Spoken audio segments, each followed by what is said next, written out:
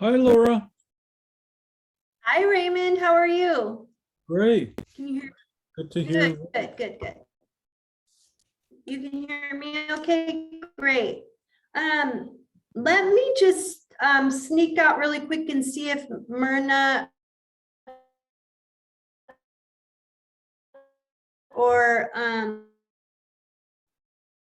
Angelica are joining us. Can Okay. you hear me? Yeah, I'm here. Okay, can you hear me? Was I slowing down a little bit? Okay. Yeah, I'll I'm be fine. right back.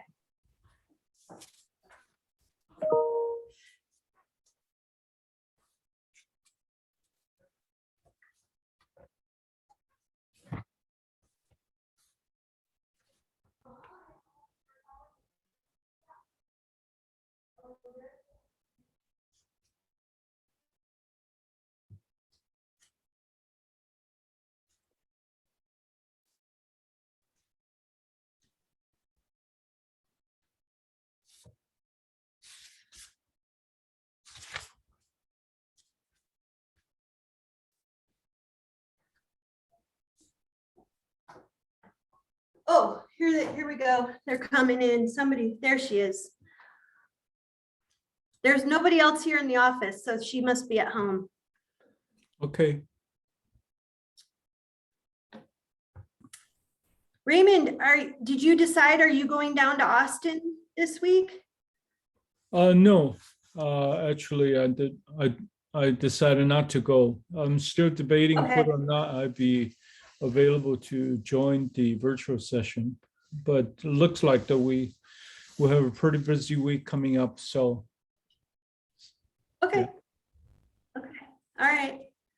Well, they were talking about it this morning in my leadership meeting, and it sounds like it's going to be a really good event. They have big plans for the commercial division.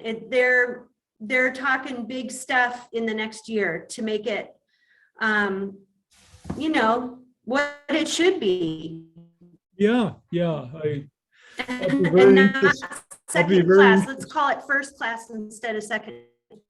Yeah, I'll be very interested in learning. Am I freezing, you guys? Yeah, it's a little delayed. Yeah, there's a delay in. All right, shoot, I'm in one of the back rooms because I needed to, have privacy. If I turn my camera off, am I better now or no? Is it still freezing?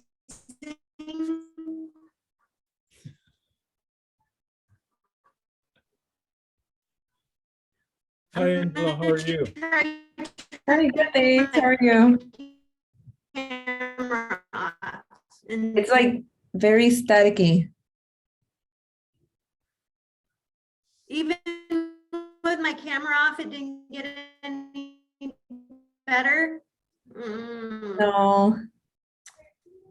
Okay, Yeah, you sound like let me try.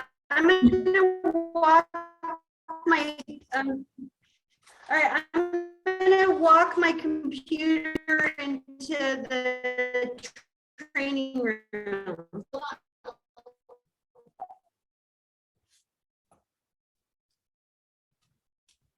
I love your background. Okay, that was weird, but I'm glad you guys, let me walk into the training room and see if it gets any better if I go to a different location, okay? Oh, it's getting better That now. was weird. Yeah. Well, is it better now? Yeah, it is. All right, well, I'll stay here. Otherwise, I can try to go into the training room. And then I'll put my camera back on just in case. And Angelica, do you know if Myrna's joining us? Yeah, she is joining. It's just that she's driving right now. She It's should be here in like freezing. 10 minutes.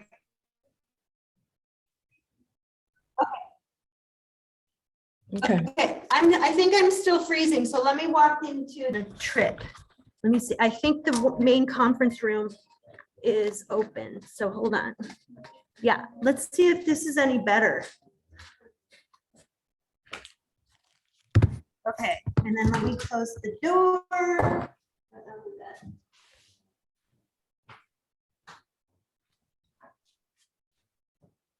Okay, is that any better, you guys? Does it seem better?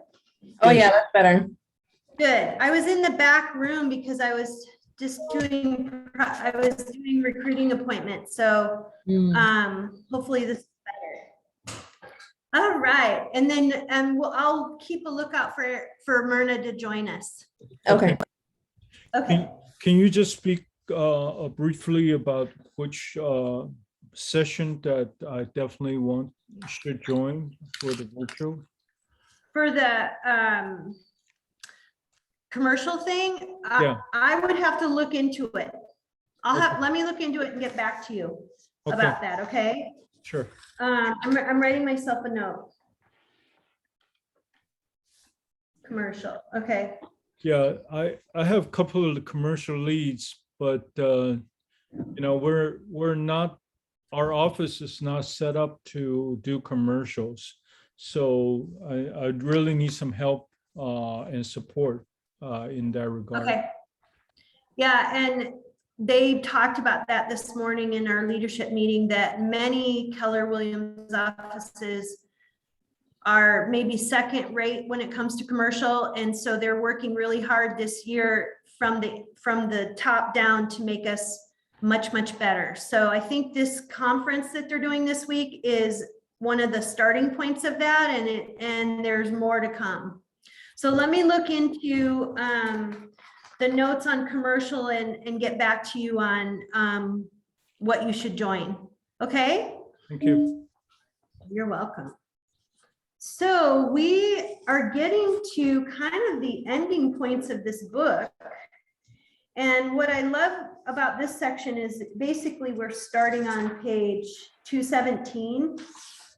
But really, if you go to page 219, it lays out the 16 points that are in this section. And I'm curious, you guys, did you guys go through money and you also, or did you just go through leads, listings, and leverage? I stopped at the money. I didn't read the money section. Yeah, I got to money also. Okay, no problem. Okay, we'll do money. The money part and the U part, as you can see, are pretty small parts of this section. And then it goes, next week's our last meeting, and we'll do money and you next week, and then we'll do the rest of the book and we'll wrap it up. So the rest of the book is receive $1 million and then putting it all together. So we'll go over the last few parts of it and kind of have a wrap-up discussion. But what I actually love about this section is that they, you know, this one is the net $1 million section, and they say that you go from earning to netting pretty seamlessly if you can learn how to do these 16 things that they talk about in this chapter. And what I love about it is it's already the stuff we've already been talking about, but it's doing all those things at a really high level. You know, it's making the best use of your time.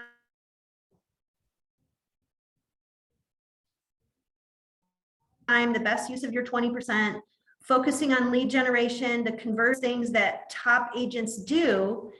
And then obviously focusing on listings because that's what top agents do as well. And then the leverage part. So we won't go any farther than that, but I love how they talk about, here's what the millionaire real estate agents are doing. If they do these things at a really high level, they're on track to net $1 million then. Yeah. So if we start out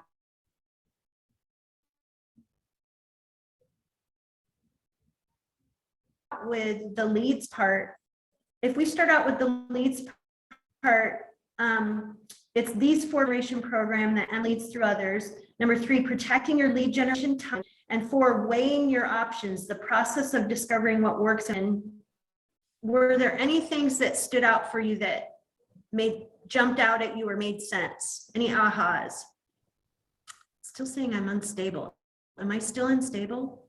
Yeah, You it was okay? kind of cutting off a lot. Darn, I don't know what to do about that. Sorry. It's okay. I didn't really hear the You know last what? part. Let me turn my camera off and see if that helps any. There we go. I can see you guys, but let me turn mine off. What stood out for you guys on the leads part? For me, it was more like the lead follow-up and the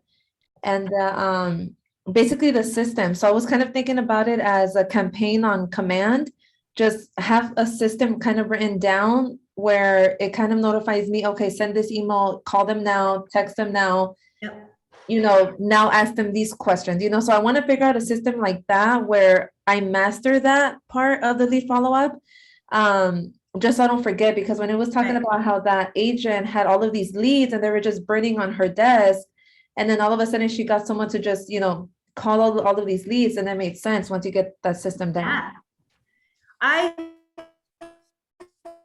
think, Angelica, the inside of command, there may, or really about like a 36 touch smart plan that tells you 3 times a month, this is how you're reaching out. I would look at the smart plans that are already created in there that are free to you and see Okay. if one's, just type in, you can type in keywords, you can type in follow-up and see Okay, if one already exists for you.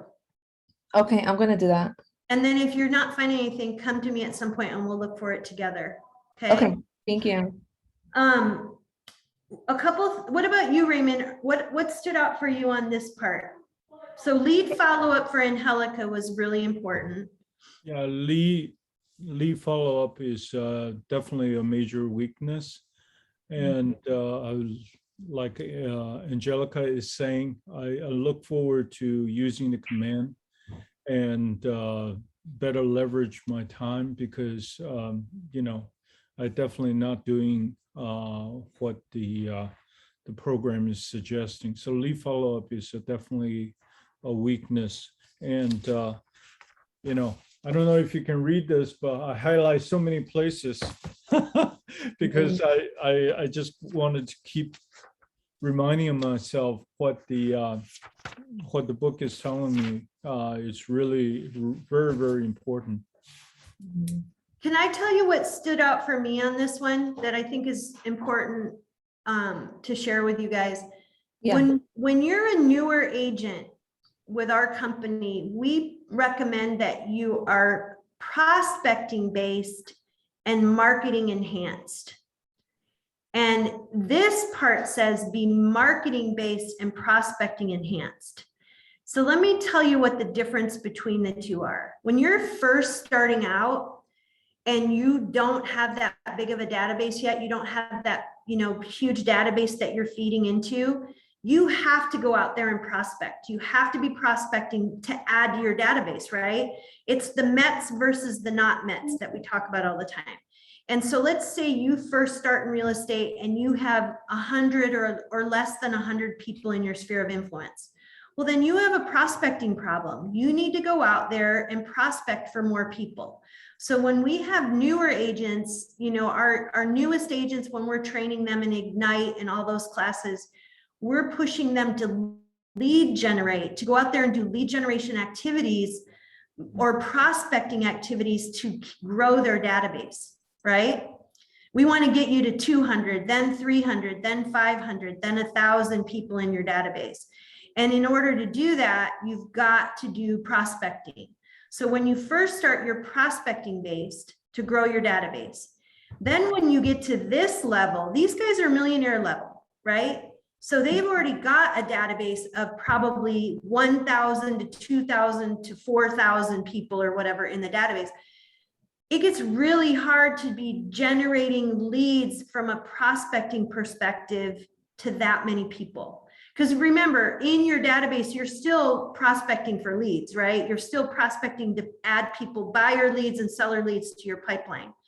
So what they're recommending at this level is be marketing based and prospecting enhanced. So you're flipping it from prospecting based to marketing enhanced, flipping it to marketing based and prospecting enhanced just for the sheer leverage, because there's so many more people that you're reaching out to. And that's where the marketing becomes your follow-up plans, kind of like what Raymond's talking about. to Raymond, how many people are in your database? Am I cutting out again? Darn it. Am I cutting out? Did I lose Raymond? Is he frozen? I think he's frozen, yeah. Oh, okay. Raymond, you're back. Yeah, Raymond, how many people are in your database? I think around 600 to 700. Okay. Yeah. But these You are don't have more than that? Go ahead. Sorry. no, I think, you know, if we add a geographic farm, we can easily double that. But Oh yeah, definitely. these are the A and B level. Yeah, So we have long-term relationship. with. yeah. What about C level? What about your Cs? How many are Cs do you have? We constantly purging them. Okay. Oh, why are you purging them? Did they die? Did they move away? Yeah, I think they die or move away, and Okay. we lost the Okay. contact information. Yeah. Okay, got it. All right. That's fine. Really, I would never purge a C unless they're just absolutely gone and you can't find them anymore. If they're not that great of a contact, keep them in there because you never know, but they're definitely not an A or a B. So when you start having a much bigger database, that's where the follow-up plans become part of your marketing. You know, so you're sending a newsletter out every month, or you're sending an email with market updates, and it becomes part of your marketing. There was a young man who was on Facebook this weekend that I used to be at my Gateway office, and then he moved to Hawaii and now he's back. And he was advertising that he was doing an open house this weekend, but he didn't advertise himself. So he's like, I'm so happy to be doing this open house, but he didn't have his contact info or anything about him being a realtor. And so I commented to him in the Facebook comments, I said, don't forget to advertise yourself when you're doing an open house, you know, because he has to be putting himself out there, not just showing off the house. You want to show yourself off too. Does that make sense? Yeah. Yep. So he was prospecting. He was doing an open house. He was prospecting, but he missed a marketing moment. He was prospecting. He was showing himself off on Facebook, and he missed a marketing moment because he forgot to say real estate and his phone. He didn't have his phone number on there, or the office he's with, which technically for marketing purposes and for compliance purposes, he's supposed to have which office he's with and his DRE number, and he didn't have any of that. Does that make sense? So every time you're putting yourself out there, it's an opportunity for marketing, right? Yeah. Right. I think the book also mentioned that your listing is a marketing tool. Yeah. For every listing, he wants you to get another listing and another buyer out of it. It should give you minimum of 2 more pieces of business, right? So let me see, what else was there? Protecting your lead generation. And then that was the other thing that I think really stands out for me in the leads part of this, is that your leads time, your lead generation time, as you remember, these are millionaire real estate agents that are super, super busy, right? But they protect their lead generation time. They protect their lead generation time every single day. They still are lead generating. You know, they still protect that time because they know, they mention this part in the book where you don't want to get into that habit of you're servicing your clients, and so you forget to lead generate because you're busy in escrow, you're busy servicing your clients, you're busy showing property, or you're busy with escrow details. And and so then what happens when you get close to an escrow closing, you're like, okay, where's my next deal? Because you aren't lead generating. I know I got to a certain point in my business before I switched gears and became a team leader, where where's the next one? Like immediately, because I didn't want to close an escrow and not have anything else happening. Laura? Yeah. So when you say lead generation time, what do you mean by that? Do you mean the outbound prospecting calls, or do you mean planning the marketing effort also included in lead generation time? What do you mean by that? Yeah, I'm going to answer that a couple of different ways, Raymond, if I can.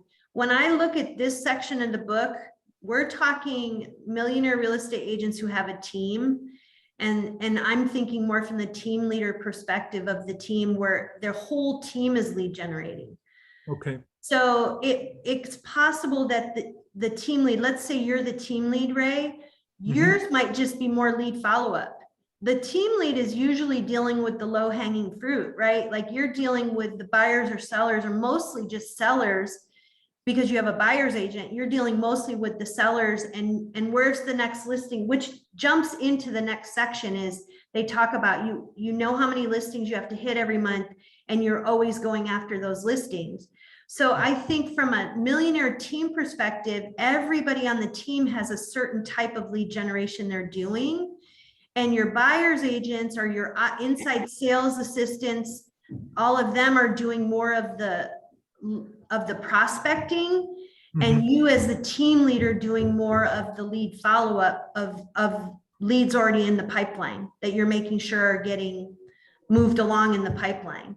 Now, if you're newer in the business, you still don't want lead generation to stop every time you're in an escrow though, right? Right. So if you don't have a team yet, then yeah, you're the one lead generating. You're the one door knocking. You're the one doing open houses. You're the one showing buyers property, whatever it is that's getting you into the next escrow. Does that make sense? That's how I would answer it. Do you have anything you would add to that? Yeah, I would ask kind of like a sideline question. So you will have a administrative staff for your escrow and paperwork and marketing CMA, but you will have a marketing assistant that will focus on, generating the leads and marketing. Is that what you're saying, or can that be combined at this initial stage? I think it is combined at the initial stage. You might only have one person, and it just depends on how big you're growing the team and how many people you're adding to the team. Okay, so we'll advise the assistant would do both the paperwork as well as the marketing follow. Yeah, your first person that you hire after your transaction coordinator is a full-time admin, and they're doing your 80%. So what falls in that 80%? Some of that's going to be marketing, and some of that's going to be admin work. It could be scheduling inspections. It could be all that kind of stuff, right? Yeah, because in the book they talk about how you want to prepare and document everything you do. And I would start doing that, and I start asking, which part should I put down for the admin, or should I put down the marketing, or both, or what? Because I'm doing all of them right now, and I wanted to know, should I hire two person or just one person, and trying to combine all of that, and what? Well, you always hire one person at a time. Okay. I start with your first hire, and then as you get, and here's what, and that's actually, when you get into the section about, well, it's in the leverage section. So we did talk about that. Right. It's in the leverage section, but you'll start with one hire. And then as you're creating that, what they call the operations manual, and there's that one page, what lays it all out for you. Yeah. It's page 244. I think when you hire a really good admin, Ray, you're doing that right along with the admin, because here's what I know. An admin, the reason we hire an admin is because they're super good at details. And I'm not super good at details. So I'm going to do it right along with them because I'm going to tell them, here's what I do. And you're going to write it all down like they recommend that you do on that page. But an admin's going to keep asking curiosity questions, which is going to help you think of even more details, right? Mm-hmm. So you don't have to do it all by yourself. If you hire a really good admin, they're going to help you create the systems so that you can hand it off to them because they're good at that. Mm-hmm. And then you can continue to do what you're good at, which is focus on your clients. Okay, that sounds great. So I want to say one other thing about the lead section. It's really important. The conversion part, and Helica brought it up a little bit, but they track every single lead, who they're handing it off to on the team, and how well they're converting. And there was one person, I don't remember if it was an interview or a quote, but they realized that how many leads they were, he says at one point, maybe you're just being lazy. He uses the word lazy because he was talking about different parts of the team. And then there was a lady that says, we track everybody and we've created a follow-up system for every single lead that we now have in our database. When you're handing a lead off to your team and you're expecting them to convert that lead into a buyer or a seller, you've got to track which people on your team are converting and which ones aren't. And then you ask yourself, okay, is this a skill that I need to help them with? Do they need to do more scripts practice? Do they need to practice more skills? Or are they being lazy and I need to let them go because I'm handing them leads and they're not converting them, right? Yeah. And so I thought that was a really important part too, is and remember, we're talking about high level millionaire. When you have a team, you've got people on your team that you need to hold accountable to getting the conversion done. And if they're working really hard and just not converting, then that's a skill issue. But if they're not converting because they're being lazy and not following up, that's an employment issue, right? Mm-hmm. I thought that was important. And so then if you're not at that team level, if you're a solo agent, conversion and tracking is still just as important. If you're the only one, you still have to track and how many leads you're converting. And then you ask yourself, okay, if my conversion is 75% or higher, then you're on the right track. If my conversion's lower, do I have a skill that I need to work on? Does that make sense? Mm-hmm. Yeah, it does. Ray. Yeah, I want to ask a question about that. So we have two conversion ratio, and I don't understand. I don't know how to compare them. So for our past client and client referral, our conversion ratio is almost 100%, right? I mean, Yeah. know me, they trust me. The reason they call me is that they want to work with me. So then that's really, really high. But for the, the inbound calls, like from the open house, from the, ads or sign calls, those ratios are really, really low or just kind of fluctuating. So do you segregate them into two groups or you combine them? How do you treat, I'm currently treating them as a very different based on the source of the leads. Am I doing this wrong? No, what do you think, Angelica? I think they're different. I think you would. I think they're different. Yeah. Yeah. The other question I have is, who is it? Is it you on the team or is it Jonathan on the team who follows up with like the open house leads or the sign calls and that sort of thing? Who follows up with it? I think we do it together. I would do the initial call and book the appointment, and we go see them together. But right now we're following up together, and if they're buyer leads, generally John will take over from that point on. A cold lead is always a lower conversion than a warm lead, always, and so I think you're smart to track them separately. It doesn't mean you can't get better at the cold lead skills, but I think it's always a way lower conversion. That's where I have a hard time also. I feel like the ones that are referred are very, very good leads because they trust you. But then when it comes to a cold one, even at an open house, I have to show them how to I have to show myself, I guess, and kind of let them know that they can trust me. Yeah. But that's where my conversion, rate is so low because it's so hard to just, convince people nowadays. Yeah. And you're being interviewed when anytime you're being interviewed, even when it's a referral, they're still interviewing you. It's just that, when it's a cold lead, it's a different type of interview situation. Yeah, it Yeah, is. and also, I don't know if Angelica can attest to this. Some of the open house leads are just, they come in, they know it's a multiple offer situation, and they trying to attach to you because they know that you are the listing agent and they wanted to get the deal done. But I don't consider them a lead because they're going to do the same thing for the next house that come on the market, right? Yeah, that is true.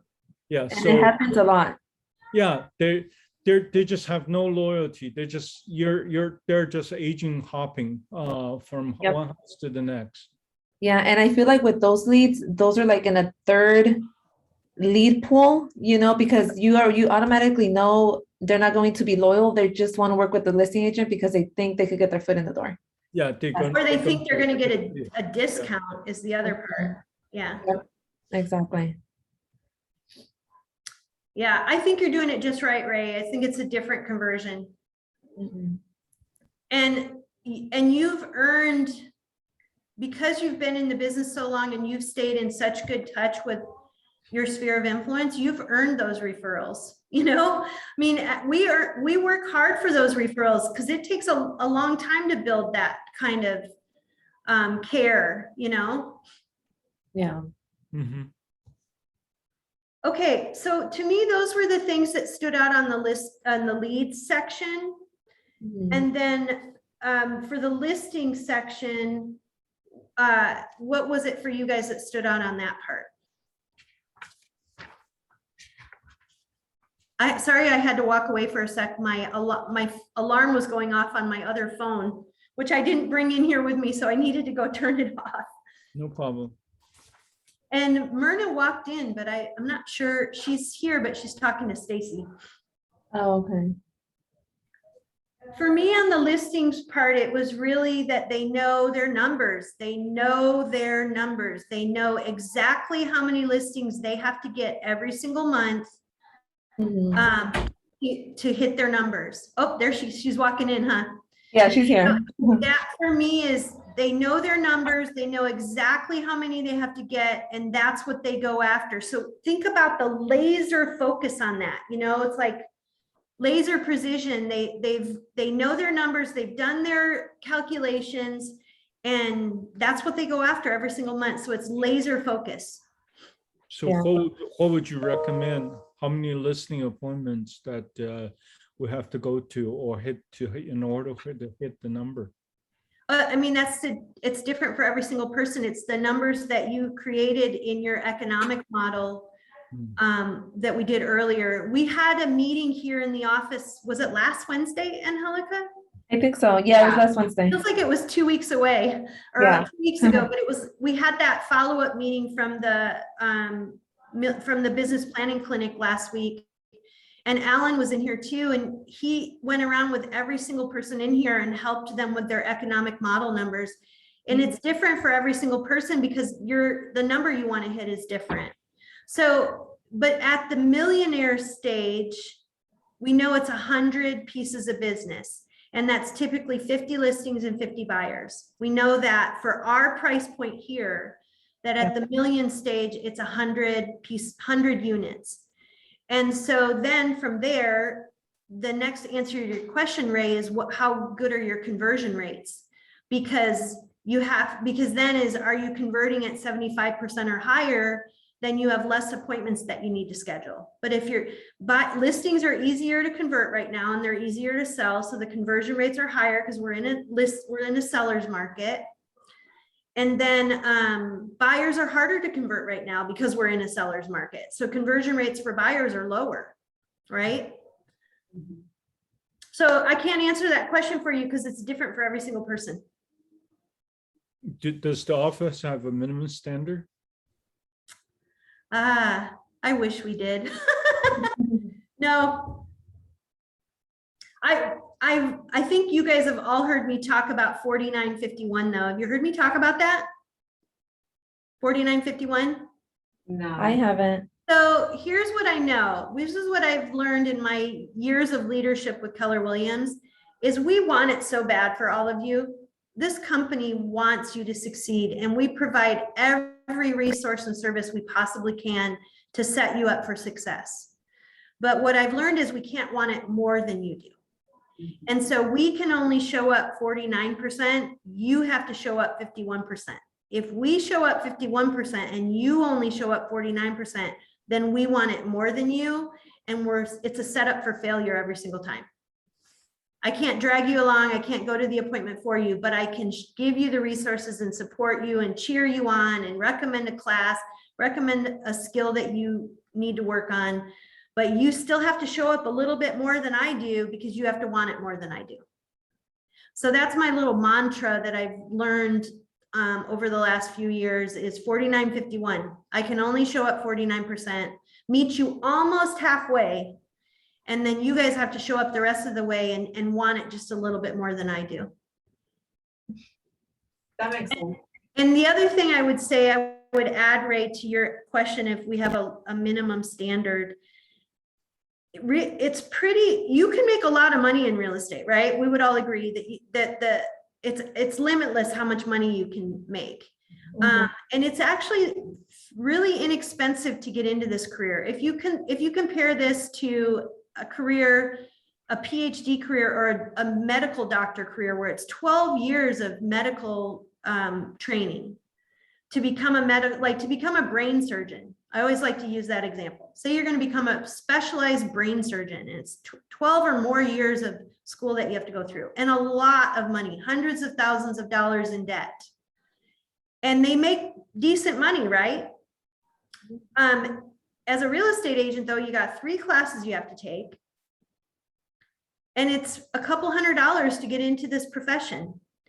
And there are operating costs every year. There's operating expenses that every single real estate agent has, but we can make limitless money. We can make more money than a brain surgeon does and way less risk. We can get sued, yes, but we don't kill anybody. A brain surgeon does something wrong and somebody dies. If we do something wrong, which is, it's less risk than a brain surgeon. We might get sued, but we're not killing anybody. Right? Right. And so for me, it's the reason why people try out real estate is because it doesn't cost that much money. There's not that much skin in the game when you start. You don't have to go to 12 years of medical school to do this career and make so much money. You only have to take 3 classes. You have to pass the state exam, and then you walk in the door and you have to put some money, a little bit of money. It's even $5,000 a year basic operating expenses when you pay your office fees, your MLS fees, and your association fees. It's about $5,000 a year. Which is very minimal for owning your own business. You can open a Subway franchise and spend $100,000 a year. So in terms of opening your own business, it's not that much money and it's not that much risk. And so we get a lot of people who step into a real estate career and they say, I'm going to try it out. And then they realize how much work it really is and how much you have to put yourself out there and how much rejection there is, because we're in a no business. You have to be getting no's in order to get a yes. Every no is one step closer to a yes. If you're not getting no's, then you're not putting yourself out there, because we are in the no business, N-O.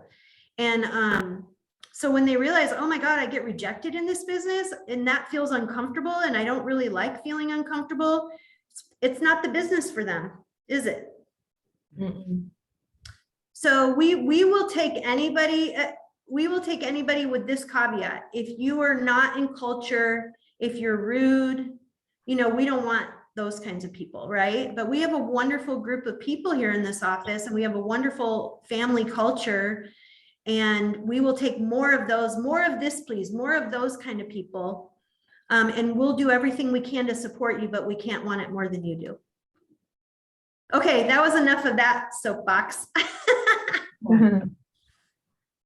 Anything else on the listings part that stood out for you guys? They know their numbers. And the team concept, that was another thing, that it's not that, it's like, go back to that brain surgeon example. A brain surgeon has a whole team of people that help with that operation, right? The brain surgeon's not the one at the front desk scheduling the appointment. They're not even doing pre-op or post-op. They just come in and do the operation. They don't even stitch you up at the end. Someone else stitches you up, right? So they have a whole team that supports that operation. And when we look at a millionaire real estate business, they also have a whole team that supports an operation, supports one listing. And it's getting your clients to realize that a team can serve you better than one person can serve you.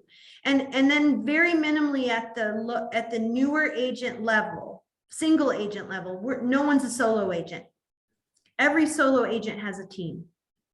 We have our escrow officers, we have our lenders, we have our inspectors, we have our vendors. We all have a team that makes that transaction move forward, right? I think that's one of the things. I think they talk about the team concept going in and out of fashion, and I think the team concept is here to stay. I think that would be a revision in the newer book, is that the team concept is here to stay, and that every single agent has a team. We all have a team. You guys, every single one of you has a team that supports you and supports the client. You know, I used the Michael Lewis marketing presentation for my listing presentation. I think there are two sections that are missing, and just a feedback for you. One is this team concept, because the Michael Lewis basically just lay out how the process will work and what the marketing is, but there's no mentioning about the team concept. And I think the Keller Williams is the one company that really emphasized on the team concept, and we stood above the rest in our marketplace in emphasizing that. So I'll make myself a note. I added team pages to my Michael Lewis presentation, and I will send them to you guys. I'll send you guys my presentation. And yeah, there's a couple of pages. There's a couple pages in there where I added the team concept. I added my own. Yeah. If we can get material on that, that will be great, because I think that's very important. The other thing is that I think the marketing presentation missing is the how to overcome the discount broker, because you know, there are so many discount broker out there, and you know, when you're asking for the full fee, and they say, well, you know, I have this guy who come in and they say they only charge me, you know, 1% or $6,000. You know, if you have materials that will address that issue, because it's a very prevalent issue in our marketplace. I don't know if it belongs so much in the marketing materials as it's part of your scripts that you practice on how to overcome that objection. So it's more of an objection handler. And my understanding is that Yvette Peterson teaches an amazing class on getting 6% commissions. And so I've got her on the calendar to teach it again, but it probably won't be till next year, because we're coming towards the holidays now and our calendar's full. But I don't know if Angelica or Myrna have been to Yvette's class, but I understand she does a really good class on it. So I asked her to teach it again. Okay. Hey, you guys, I have a recruiting appointment at 1 o'clock. So could we wrap up in like 5 more minutes so that I can take shift to my other appointment? Is that okay with you guys? Yeah, of course. Yeah. So on the leverage part, I'm going to tell you right now, for me, my favorite part for the leverage part is the rock and roll part. I love that. It's so simple. It's what's your role and what's your big rock? Focus on your 20%. What's your role? So no matter who you are in the team, whether you're a solo agent or you have a team, Ray, you and Jonathan and beyond, what's everybody's role? Identify the role, and then what's your big rock? What's your 20%? That to me is just so simple. And of course it's fun. Rock and roll is kind of a fun little way to say that. I love that part of it. I love it. Yep. Oh, and one more thing, Ray, we talked about why do you asked me a couple of weeks ago, why do you think agents here in Northern California don't seem to close as many transactions as other parts of the country? So we have lower units and higher volume. And I would say number 13, so on page 219, number 13, combining quality service and quantity service is one of those reasons. I really believe that those other areas of the country who have to close more units to make the same amount of money that we do, they have figured that out right there. How do you combine quality and quantity service so that they can do more quantity and have the same high quality standards that we have here? Got it. That's what I think. Anything else for you guys that stood out in those parts?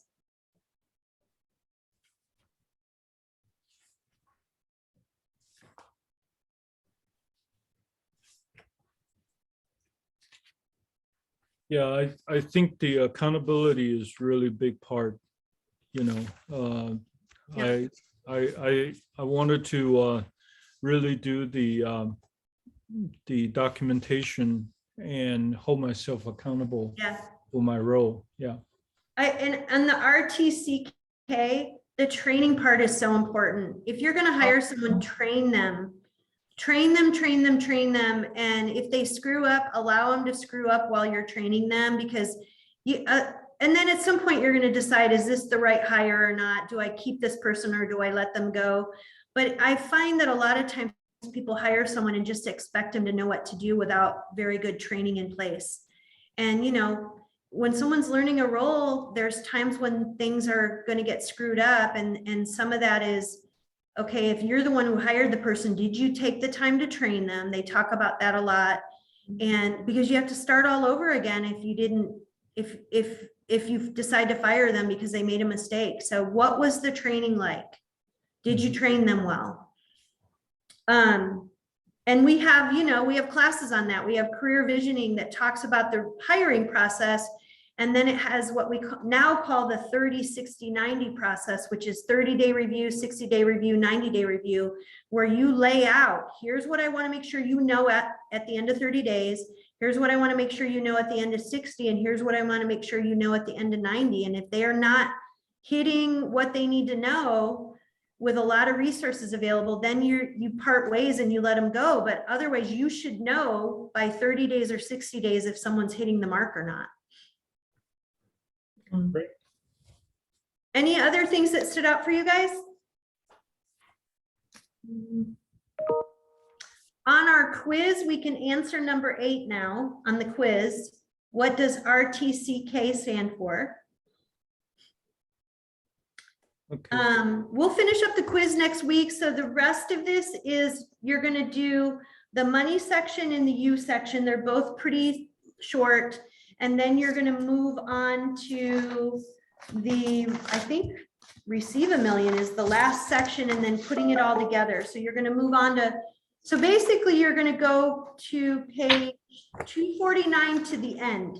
Okay. Okay. 249 to the end. And then last week is our last book club for this one anyway. Okay. Yeah. All right. Any other closing thoughts? No, I appreciate the meeting. Yeah, I wouldn't be able to finish it in such a short session without the book club. I really appreciate that. And it makes it just resonates at a different level too. Definitely. Exactly. Okay, I've got some follow-up. I'm going to send you guys my listing presentation. And then Ray, I've got to look into that commercial stuff for you. Okay. Great. Thank you. All right, you guys. Thank you. Thank you. Have a great day. Bye. Bye.